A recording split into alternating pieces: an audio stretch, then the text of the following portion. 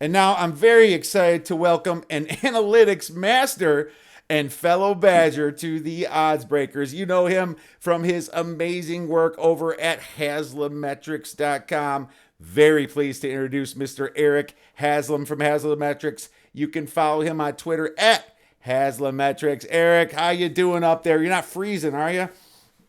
No, actually, it's a heat wave now. We had our what 15 below zero a couple weeks ago. Now all of a sudden it's like 40 degrees here, so it's like shirt and shorts weather. Oh Getting man, walking to get the You're not dying getting the mail out of the street anymore. I remember So my days in Madison, man. The first warm day, everyone's on a patio bar, and if it was like here out west, you'd still be wearing like your winter stuff on. No baby outside. So I know that's right. I know how that is, man. It's in your blood. It's the first day of warmth. Oh It's yeah. exciting when that happens. You know it's gonna come cold again, but you know spring is near. It's kind of like the groundhog in itself, man. But It's always cruel. And March is when you get the taste of like 60-degree weather, and then you're like, oh, here comes April, here comes 70, and then you get nothing but 35 and slush. So exactly. it never fails. Oh man, it sure doesn't. But that means March Madness is right around the corner, and Yes, we sir. love ourselves some March Madness here.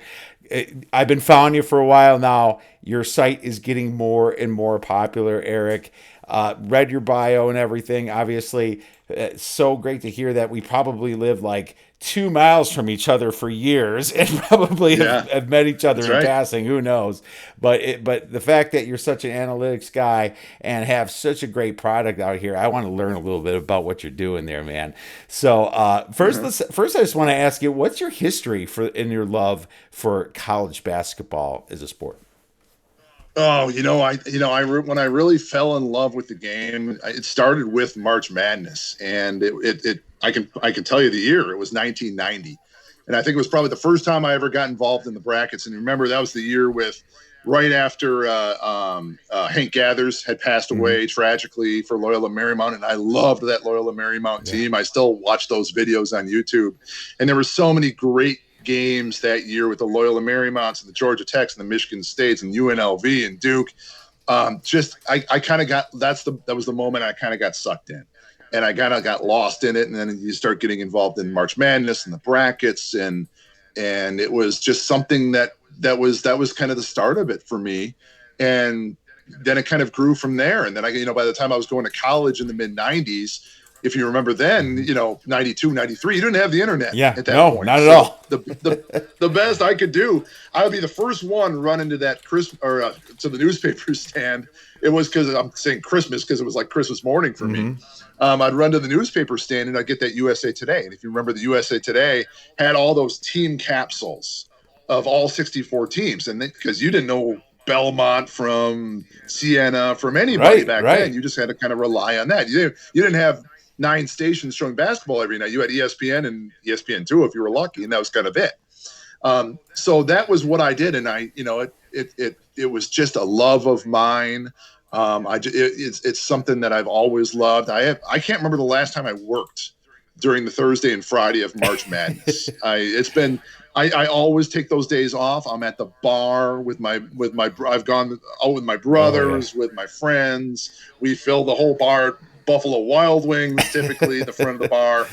It's really cool for me. It's like my Christmas morning. So that's where it really grew from. And I was started picking things out of data and like, oh, I'm gonna crack this magic code and I'm gonna get this perfect bracket, not knowing, of course, that the perfect bracket is almost basically impossible. But uh, it was always just something that I always loved, For and sure. and to this day I still love it. And it's just kind of like I said, it's a second Christmas morning for me. Yeah, man, and I remember for me, I always liked college basketball, but I fell in love with it that first bracket I filled out, and I won it that year Yeah, too. did you? It was 99. I know I watched the Badgers, I watched Northwestern, I watched teams out in Notre Dame, of course, out in the Midwest.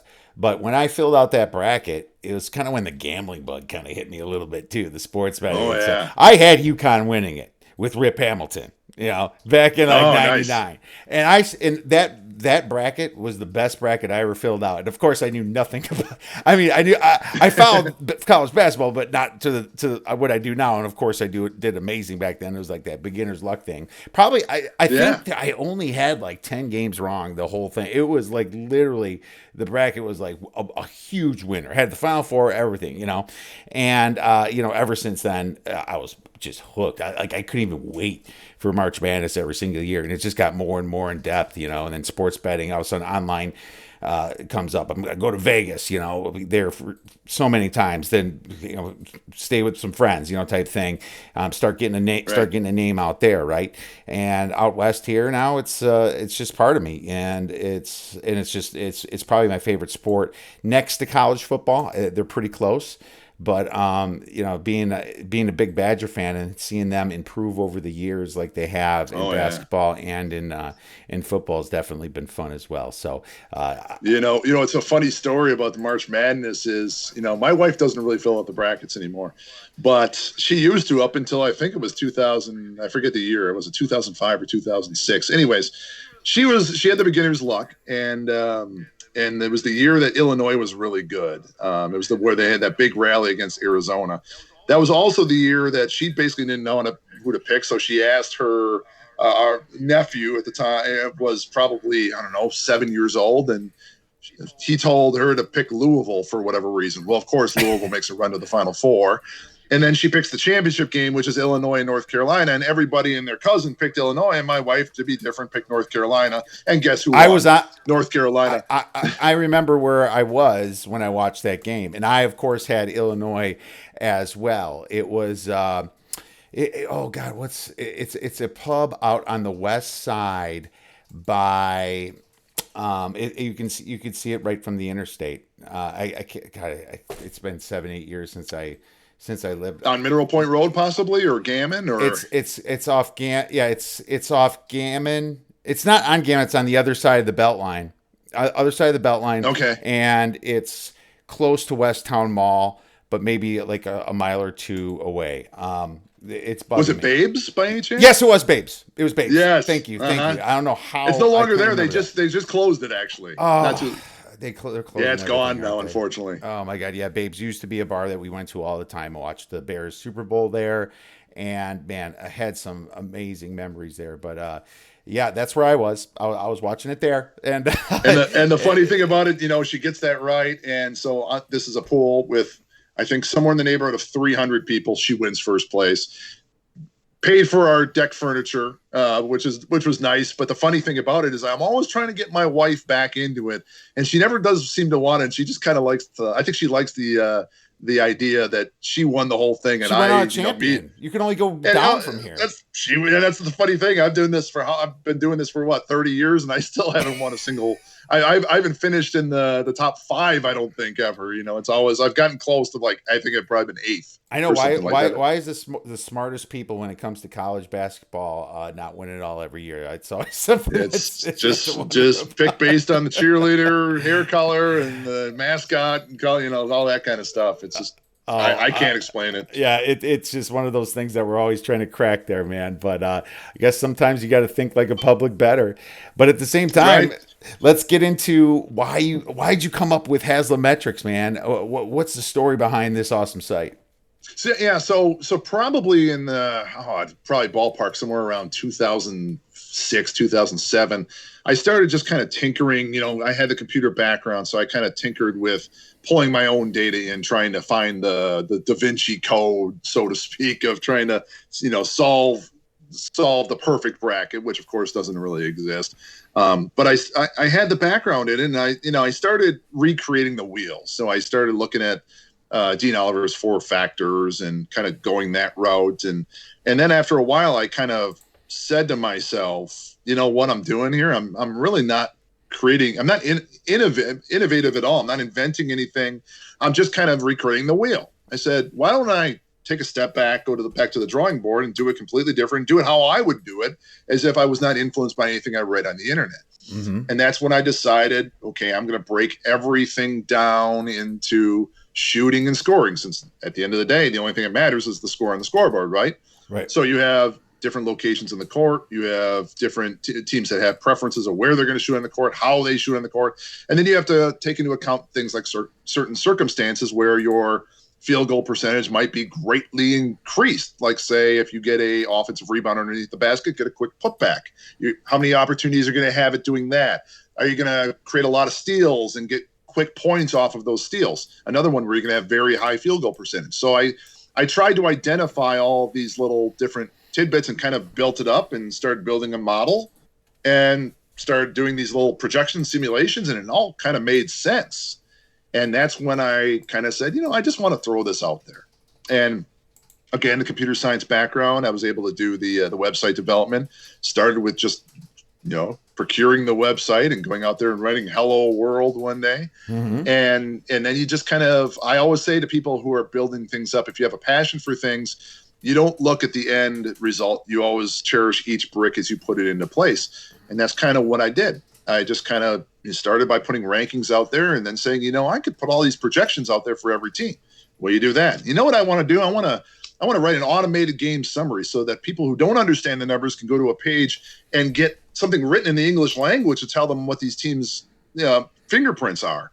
Did that. You start adding things like momentum and consistency. Hey, I could do bracketology. Start doing that. And the next thing you know, after you've placed all these bricks and bricks and bricks, you stand back one day and you look and go, wow, I kind of built a castle. Yes. and so that was just kind of the fun of it. And then I think you mixed it with the fact that I jumped on Twitter a few years later, and that's where I built up a following. And I love that because I think Haslametrics, the website, gives me a channel, a topic to discuss. Mm-hmm. And I love going out there and talking with people. I think Twitter has a tendency to be a cesspool a lot of the time. But during college basketball season, I find it much more uplifting. I have a lot of people, a lot of regulars. We have a lot of inside jokes. We have a lot of fun with it. We keep it light. We don't take it too serious. So it's just kind of one of those things over the last, I'd say, 7 years, this kind of the ball got rolling with Haslametrics in 2014. And here we are in 2021. And, there's still things I want to do, still things I want to accomplish. I've always had a hankering to jump into college football. When I did a little rebranding, got a new logo, I had a buddy of mine create the basketball, but there is a football version as well. So if I ever decide to go that route, I may do that. I don't know. We'll have to see what the off season brings, but it's just one of those things. It's just kind of fun, and it really gets you more involved in the game and gets you more involved with the different fans and people out there. It's a lot of fun for me. Oh, it's pure fun for you because, you definitely have a passion for it because you're not, I know you sports bet some, but you didn't do it because of sports betting. You did it because you wanted something perfect to predict games just in general, to be right about it. Now, how perfect is that for sports bettors to see this and to use this kind of stuff, And that was what's funny because as we discussed earlier, it was never my intention to jump in the gambling industry. And it was always like, I just kind of wanted to do it. It was the honest truth was I wanted to win my bracketology competition. That's all it was. And, there were some thoughts of, okay, I'll help out some teams while I'm doing it. And I did some scouting for different teams with like Wisconsin and Seattle and Southeastern Louisiana. But it was, for me, it just wasn't worth my time. The time I was putting into it was, from a scouting standpoint, was just not worth my time. It was, and it sucked up the hours. It started to make me kind of resent it a little bit. Mm-hmm. And that's when I kind of just took a step back and I realized the following that I was building was a gambling following. Yeah. And that's fine. And so it brings me on to these podcasts like yours. And I just like having these conversations and sharing my insights. And there's a lot of different metrics out there. I always said analytics is like wine tasting. It's what suits your palate. There's some people out there going to like this analytical site. There's other people going to like that one, and they have their different reasons. That's great. I'm never going to ever say, hey, mine's number one. Mine's definitely the best. You got to go with mine. It's what suits your palate. That's the best thing about the analytics stuff. It's always, what works for you best. There you go. And so going right from there, straight from the heart, how do sports bettors use your content?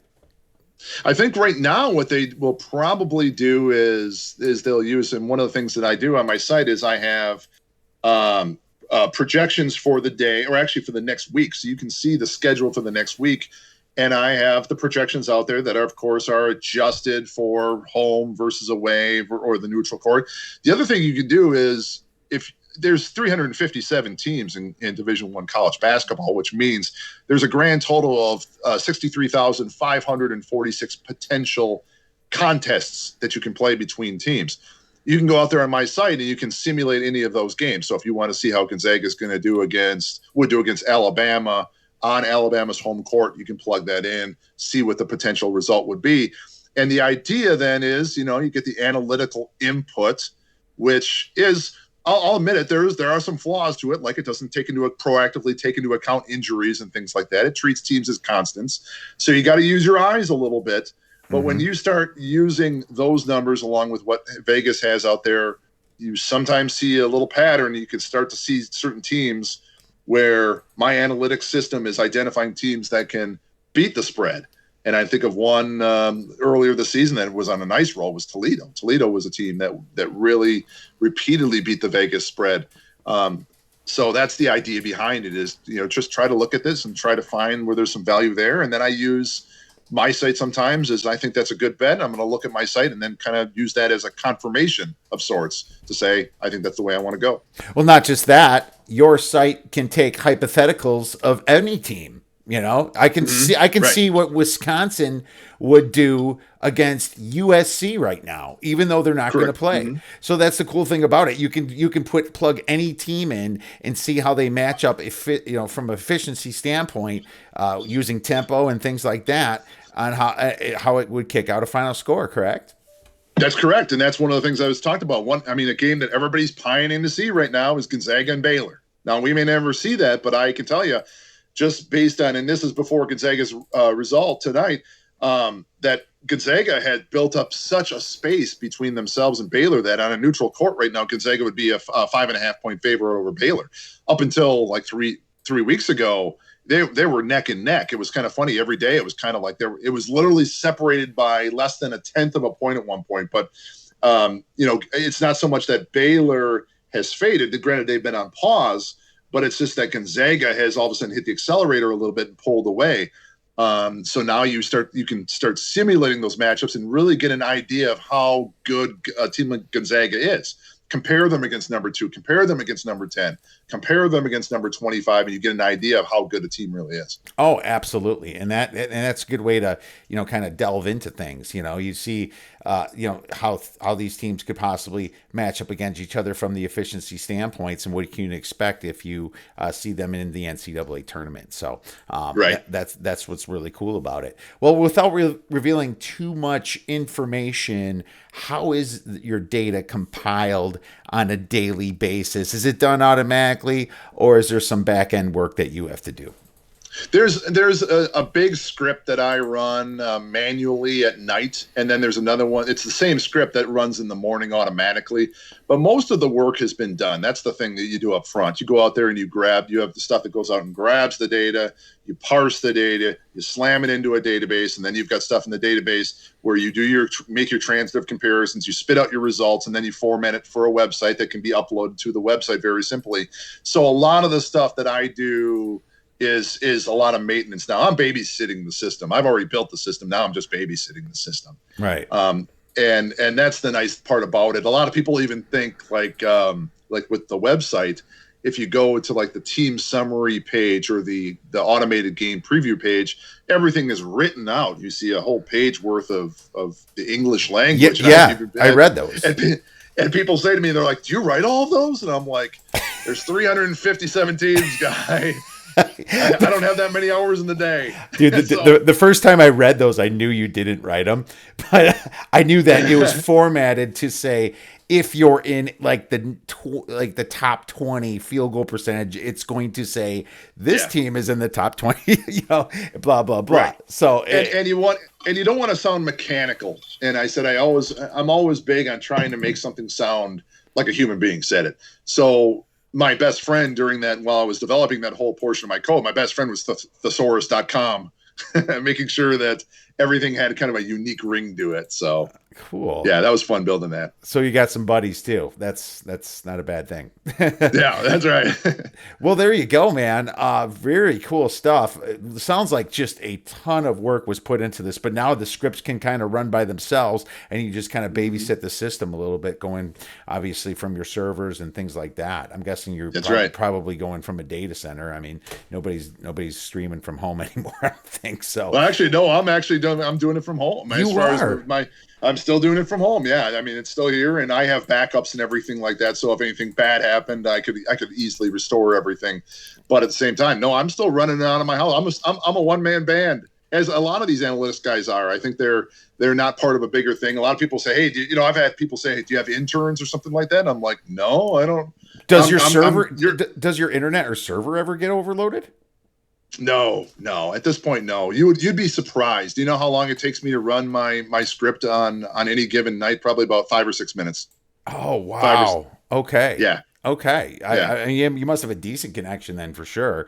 I mean, people. Oh, yeah. People are sucking data from your site, but if this thing keeps growing, you might have to start thinking about change. I take that back. The site itself, the data, when it comes to me actually crunching the numbers and getting everything up there, the site itself is out there. No, it's not hitting this server here. I go through I go through a provider. Okay. So that's the confusion. Yeah, I still go through a provider. No, I don't. They don't hit this particular machine. Okay. But this is makes total sense.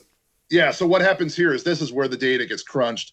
This is where the output gets created, and then I take the output and I move it to the Haslametrics server out there. It's actually through iPage. Okay. Is the provider. So I upload that every day, and it's basically one file. So. Interesting. So if you go on vacation, you still have to do that, or? Yeah, you have to find a way to be able to log into your server from home, and there's means of doing that remotely. And you just hope the machine doesn't take a dump and you're in trouble or something like that. I was up in the Wisconsin Dells a couple weekends ago. Last year, I was in.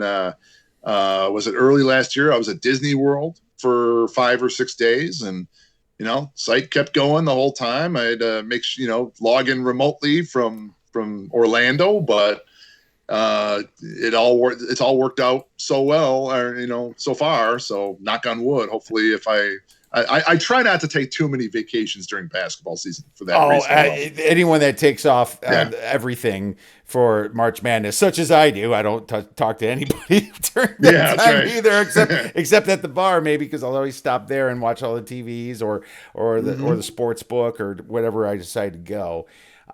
Just depending upon where I'm at. I think you have the passion, and when you have a business like that, you log in, you get things done. When I'm on vacation, I do the same things for my clients here and for anybody that listens to the Odds Breakers. I always want to make sure I put on a good job. The work never ends when it's a passion. So good stuff there. Well, before we get into the games, I have one more question here. Okay. What gives your site an edge over the Ken Palms and the Bark Torviks? And that's a tough one because I don't necessarily know what goes into their models, and I think everybody kind of does it their own way. One of the things that I tried to do up front was, whereas I think a lot of people just kind of jumped right into box score data, I wanted to get a little bit more information, and sometimes in the box score data, you just couldn't get everything you could out of the play-by-play logs. So that's when I started ripping out the play-by-play logs instead of the box score data, so I could get some information. For example, in a box score, you're going to see 3-pointers, you're going to see 2-pointers, but you're not going to be able to tell where these 2-point shots are coming from. And that's where the play-by-play logs are going to use language like layups, dunks, tip-ins, jumpers, 3-point jumpers. Mm-hmm. I can separate these into different groups, and I can separate the near proximity shots from the mid-range shots. You put your faith in the scorekeepers that they're actually going to do it right, and that's a concern. But at the same time, most of the time, the data is going to be valid, and you're able to separate things that way from the play-by-play logs. The other thing play-by-play logs allowed me to do was come up with when a game, and you'll anybody who knows me on Twitter has heard my hashtag of #analyticallyfinal, which is when a game is mathematically decided. It's an offshoot of an old Bill James algorithm that says based on your lead and the amount of time left in the game, when is a game mathematically over, when you would say that, okay, this other team's not going to catch up. Mm-hmm. I implemented that analytically final because for example, we're seeing it, a great example, we're seeing it this year with Mark Few and Gonzaga. Mark Few and Gonzaga builds a lead of 37. And then all of a sudden, what is the end margin of victory? Maybe 22, 21. He takes his foot off the accelerator. Well, I'm interested in rating Gonzaga at their very best. I'm not interested in rating Gonzaga when they take all their starters out and they put their scrubs in and all of a sudden the other team makes a late rally. That was the idea of analytically final. When analytically final hits, I stop caring about the data. And that's the idea is you say, I only want the data when the teams are playing full strength. I don't want to worry about when the scrubs come in or that garbage data. That's the idea behind it. And that's another reason that I went to play-by-play logs. I don't know how many analytics experts are doing it that way, but I just decided to go that route because I thought it was going to be a more accurate model at the end. So does that mean that you're going to have a bigger spread for Gonzaga, even though you know that they're going to take their foot off the gas? So it does. Mm-hmm. So they're going to play. So if I'm seeing Gonzaga play, like for example, UC Santa Barbara or something like that, right? And then we know Gonzaga can beat them by 35 points, but you might know that their foot will be off the gas and there'll be garbage time, as we like to call it, and they might win by 28. What will your site say? I would think it would be rather negligible. I think it does come into play. In fact, there is like almost a little advisory on my website for the week's expected outcomes or the or for the all play estimates. The line says their results are predicated on teams playing full strength for the entire game. Bench scrubs not factored in. So you got to keep that in. It's taking into account who they are, and they're extending it over the period of 40 minutes. Now, in a lot of cases like this, analytically final, when you think about it, a 17-point lead is not a safe lead until something like 2 minutes and 2 minutes and 2.5 minutes left, something like that. So most of these are not going to be big deals. I mean, the ones you might want to make kind of turn your head at a little bit is if I matched up Gonzaga with like Mississippi Valley State. I think the spread would let's plug it in. Let's see what happens. If I go on a neutral court with Gonzaga and Mississippi Valley State, you know what I get? 116-49. Now Mississippi Valley State 57 points. No, 67 points. Is that 67 points there? Yeah, something like that.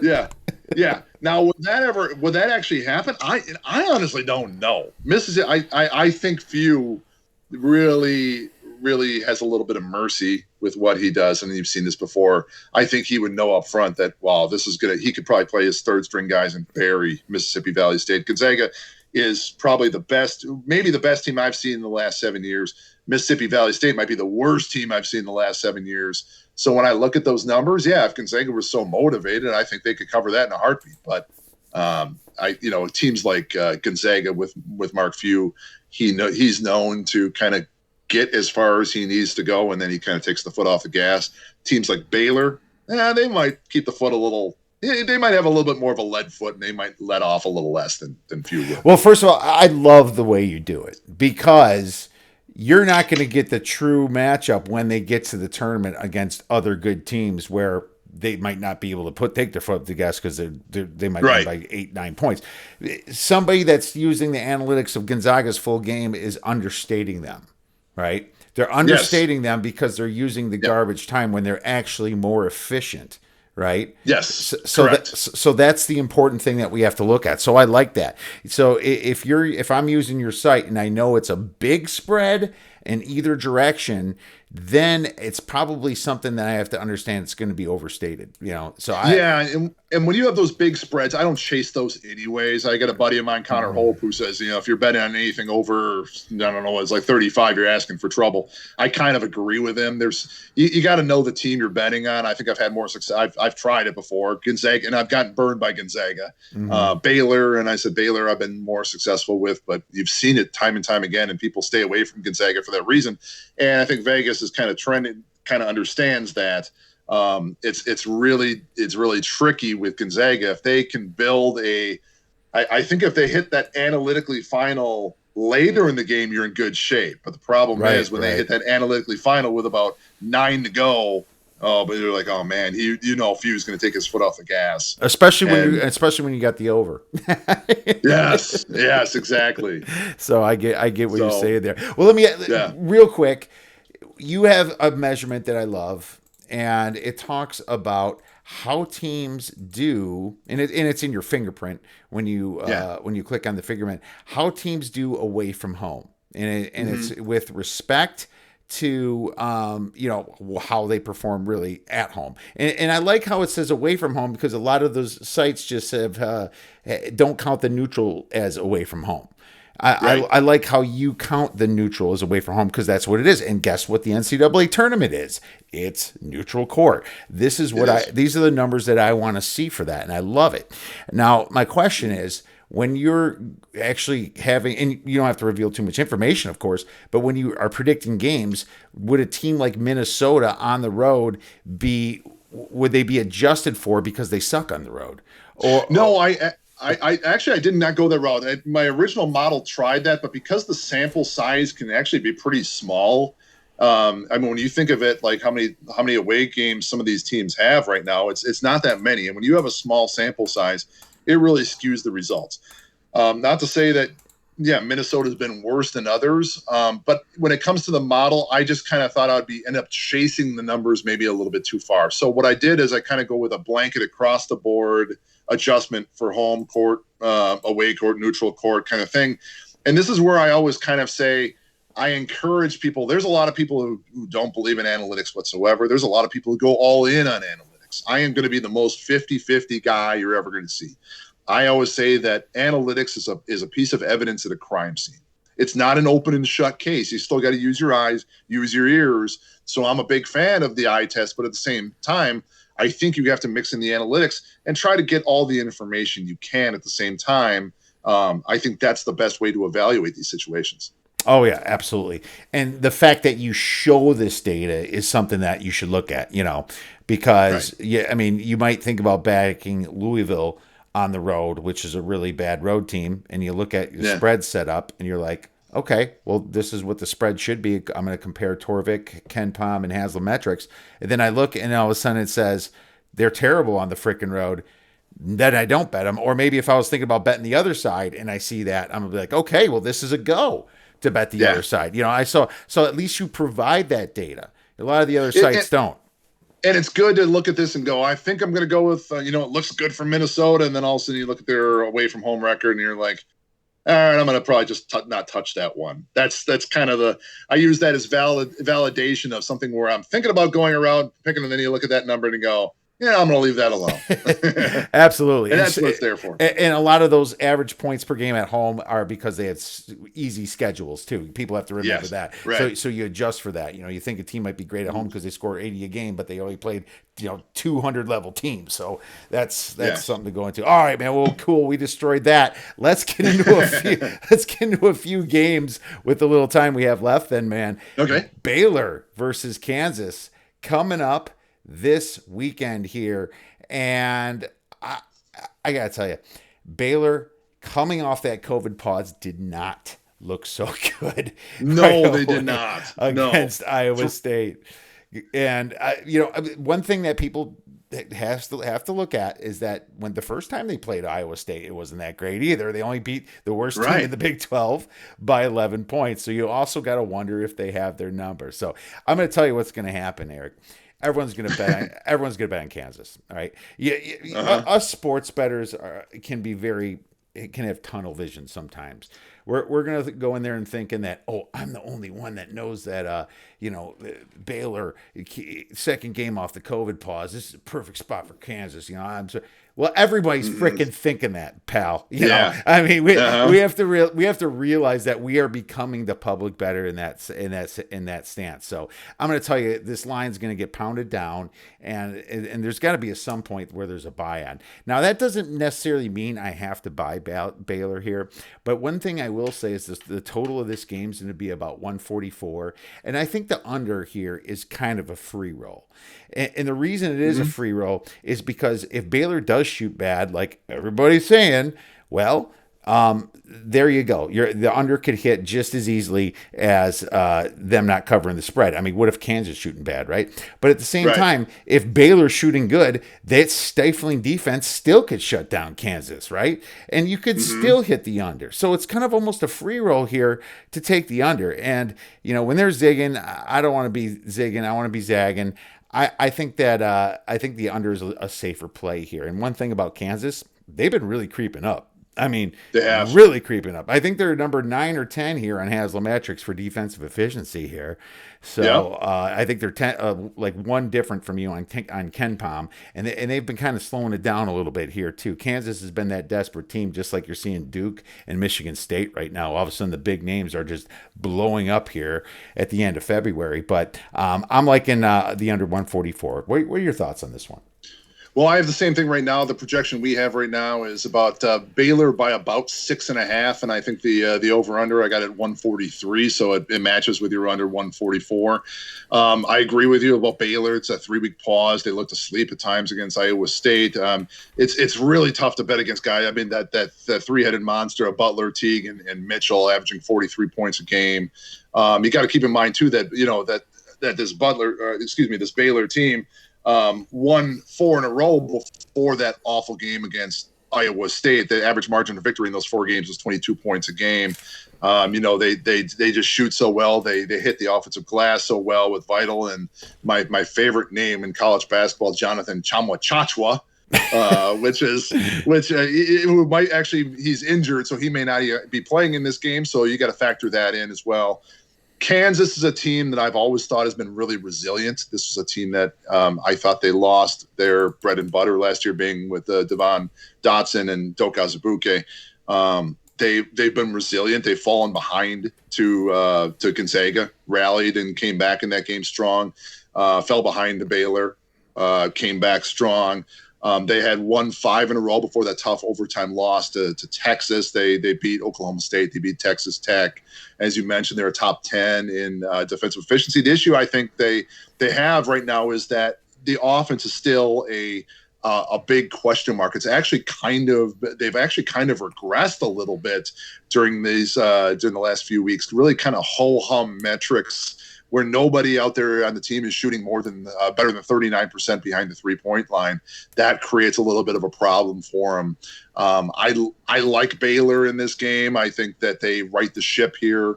Like I said, I don't know what the spread is. I'm not aware of what it is, but like right now we're picking it at right around 6.5 for Baylor, and the over/under is at currently about 143. All right, well, there you go, man. So great points there.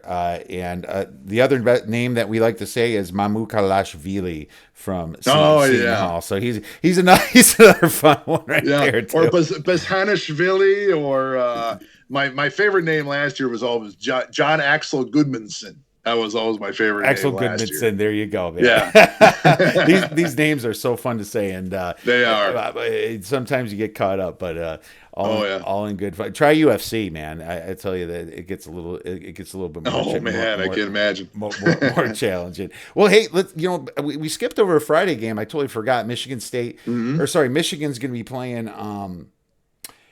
Indiana. No. That one's Saturday. Richmond is going to be playing St. Louis. So I skipped over that. So we will. I thought you said Michigan, not Richmond. I did. Okay. Michigan, Indiana's next, but I just skipped over that. Richmond versus St. Louis. St. Louis is going to be about 3 points here. The total about a favorite of 3. Total about 145. Both of these teams are vying for decent seeds in the Atlantic 10 here.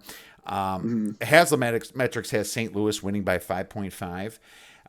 And St. Louis, they haven't been who they've been, since COVID. No, they haven't. 4-4 in their conference. And I also love your momentum thing that you show. You show teams that are not doing well. You show teams that are having the momentum. So another great sign of a great site there. Richmond, better offense, 19th in field goal percentage on Haslametrics, while St. Louis has been, I guess, good on defense, 26th in opponent field goal percentage versus the average opponent. So your field goal percentage isn't straight field goal percentage. It's your field goal percentage rating versus the average opponent, like it should be. On the other side of the coin, the Billikens, they rank 76th at 46% shooting versus the average opponent. But the Spiders' defense, that's pretty bad, man. They allow 45.6% field goal percentage versus average, and that ranks 260th in the nation here. So their defense is pretty bad. They have to be hitting to win these games. But as far as rebounding the ball, St. Louis has a very big advantage here. 39.3 rebounds to 30.4. So absolutely. Big discrepancy. If Richmond can't hit, they're not cleaning up their own messes. I don't like that at all. This is making me lean to St. Louis. I do have St. Louis 76 to 72 with some upside. I lean to the over too. What are your thoughts? Well, at this point, I think it's going to be I really think it's kind of a borderline play-in game at this point. I think St. Louis was kind of one of the every year my website has a bunch of darlings in November and in December, and St. Louis was one of those. This was actually a top 5 team with a limited sample set in middle of December, but that's because they had the efficiency margins were so blown out of the water. They just beat the hell out of everybody early on. They beat LSU too, I think. So yes, they did, and they got to 11-3, and they were really good. They got that win. They hang their hat on that LSU win, but then all of a sudden you get thumped. It's unfortunate, like you said, they cooled off. They got thumped by Dayton. You lose at VCU, who's a good team, but you lose to a VCU team without Bones Highland, and that was kind of a surprise. As I said, this is a team that is top 15 in field goal attempt rate. The metrics that I have that are used to measure second chances, they're top 15 there as well. So they shoot the ball relatively well. They're not a 3-point team. They're very interior focused. As far as Richmond goes, this is a team they're going to hang their hat on 2 wins, the Loyola win and the Kentucky win. But at the same time, the problem and the reason why they're not probably more in the field for the field of 68 is they have those 2 terrible losses, one to Hofstra and the awful one to LaSalle. That being said, overall, they're still a very consistent team. I love, if you haven't watched Richmond, Chris Mooney runs a really nice offense.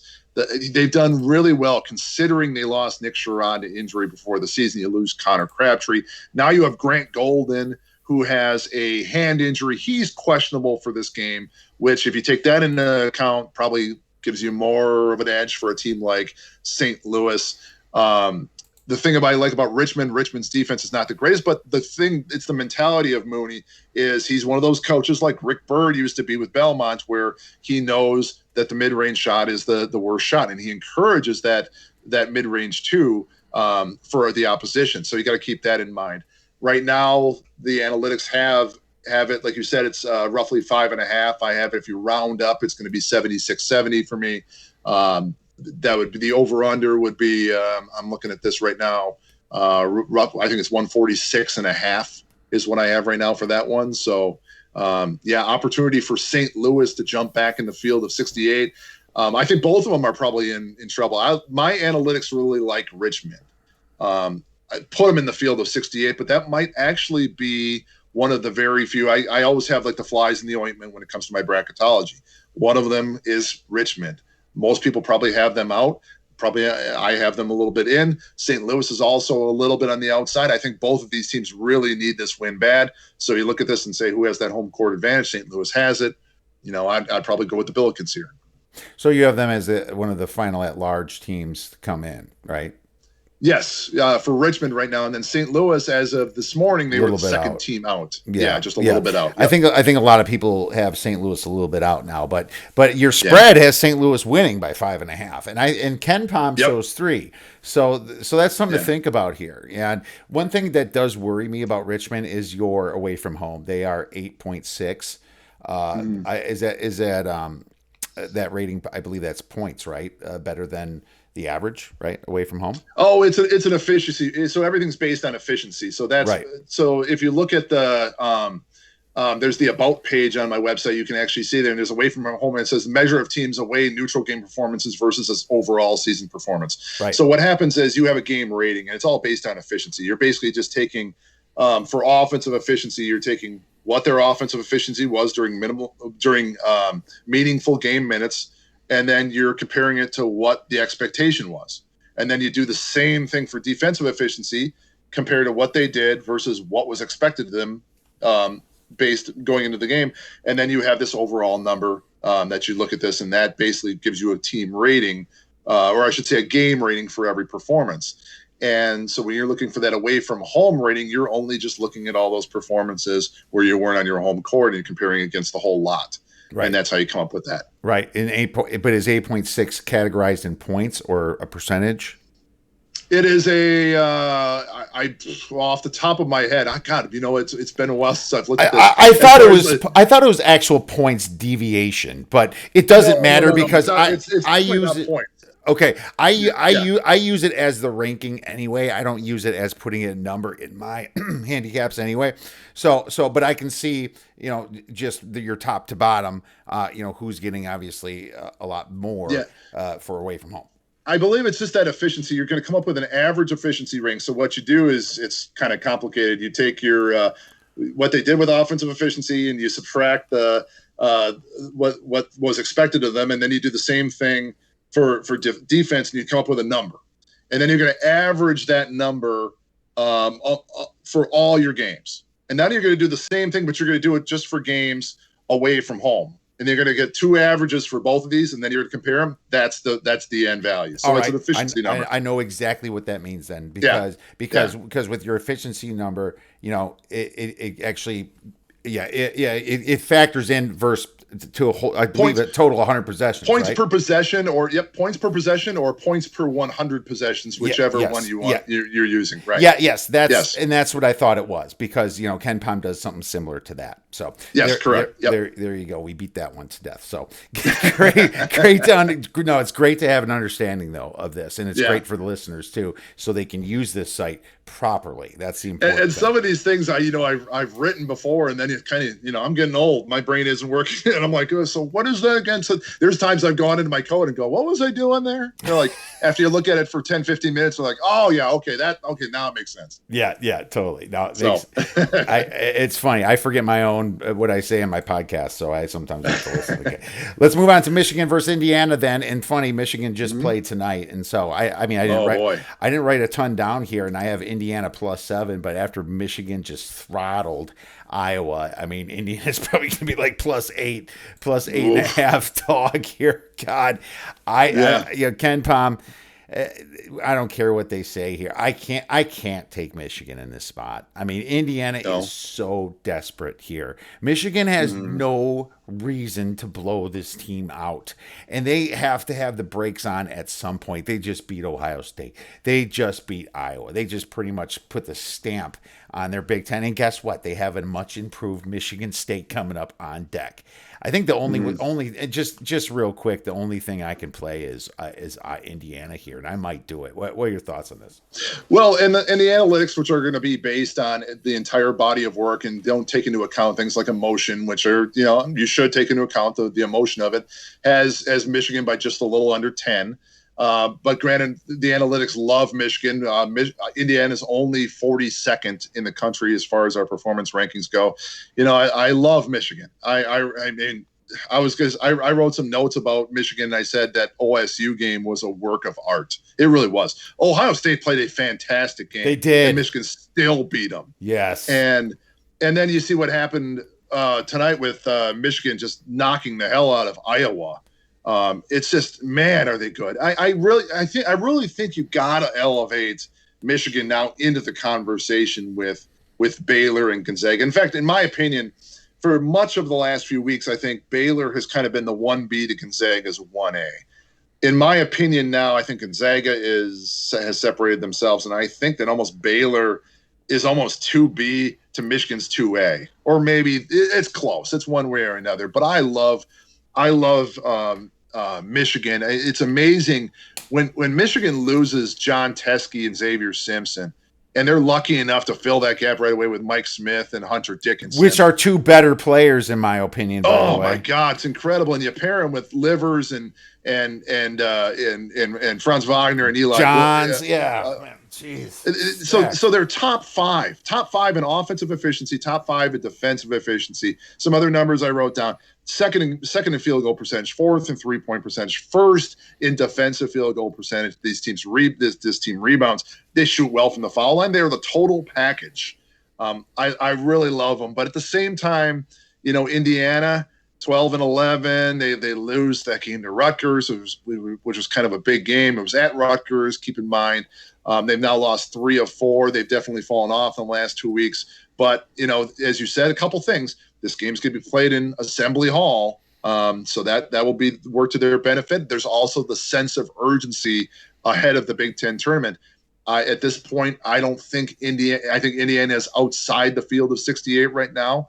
They cannot afford too many losses, and if you can score a huge win at home over a team like Michigan, boy, that is going to go a long way to making you jump up in the bracketology chart. So right now, if you're just taking things cold and unemotional, as the analytics typically are, it's Michigan by about a little less than 10, and the over-under is roughly about 138.5 is what I have right now. Yeah, and this is where the whole art comes into it, because we were on Minnesota when Michigan went up there and they got their butts kicked. I mean, and it was just because it was one of those games that Minnesota needed it, and this is the same thing I see with Indiana. I think Indiana's, and that's the art, and that's why I love sports betting. There's an analytical side and there's an art side, and sometimes you got to go with the home doggy dog, and we're gonna take a look at Indiana here. It's funny it's about Michigan, though, just bringing that up about how they've been so consistent. They've been either really consistent, just really good, or outstanding, with the exception of 2 games. Minnesota was one of them. And the other one that people forget is they went to overtime with Oakland. And Oakland's not a good team. And that game was a real head scratcher, almost as much of a head scratcher as going to Minnesota. Granted, Minnesota makes a little bit more sense because Minnesota succeeds in the barn, but they buried Michigan that day, won that one by 18. So you've had those 2 questionable performances, but other than that, Michigan has been golden this year. Oh God, I know, and it doesn't help their future price for what they did today. So if you want to take a shot at Michigan, wait for them to get a loss or something here. I think when the sun rises tomorrow, I think they're going to be my number 2 team in my analytics. I think I said they haven't been in my top 2 since I think it was like January 13th or something like that. But knowing the gap that existed between Michigan and Baylor coming into the day, and knowing what Michigan just did to Iowa, who was, I think, my number 4 team. Yeah, I got a feeling that Michigan's going to be number 2 tomorrow. All right, man. Well, I got to tell you, we covered a ton in the time that we had, and we are out of time, Eric. Where can our listeners go to check out your information, use it, and make a donation? If you guys want to come out to Haslametrics.com, out there I have my ratings, my rankings, my bracketology, and all my projections out there. Otherwise, if you want to reach me on Twitter, that is the best way to do it. I'm also on Facebook, but I'm not out there as much. But if you want to find me on Twitter, my hashtag is, my handle is at Haslametrics. You'll see me out there using the hashtag analytically final quite a bit. So if you want to catch me on Twitter, that's where I am. Well, we learned a ton today, Eric. That is just, your information is amazing. Your work ethic's amazing, and your passion for the game is phenomenal. Thank you so much for coming on the Odds Breakers, man. I'll be tweeting at you. Have a great weekend enjoying these games. Be good, brother. Thanks for having me on.